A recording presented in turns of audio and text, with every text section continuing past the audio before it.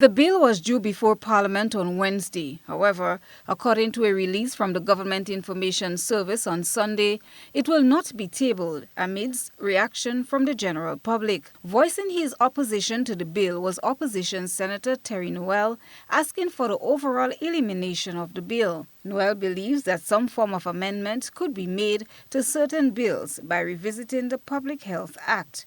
He highlighted the areas of the bill that are not sitting well with him. Because based on the statement from the government, it appears though it is a temporary removal of the bill, and we are asking for total removal of the bill.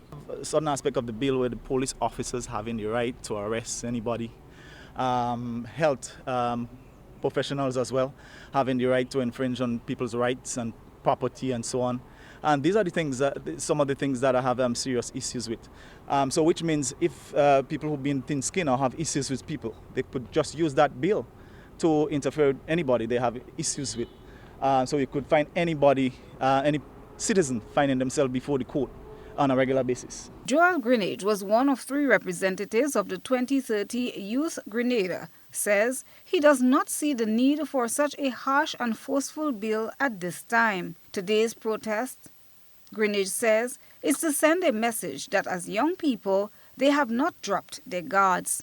And one of the things that concerned me when I read the press release and even listened to the AG, the government is justifying its position in terms of the bill.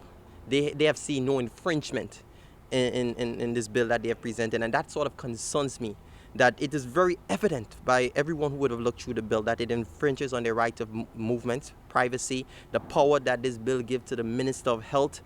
I mean, considering the political environment in this country, could you imagine the Minister of Health, right, in consultation with the CMO, can determine which businesses are open, when businesses, if this business is closed, which business meets the protocol. And needs to emphasize as we get ready to open up our ports of entry that we look to increase our screening capacity, ensure that all the protocols are in place, and ensure that we have all the testing facilities so that we can ensure that we don't allow this virus to come into our country once our border is open. But I am for the scrapping of this bill totally. Christina John, GBN News.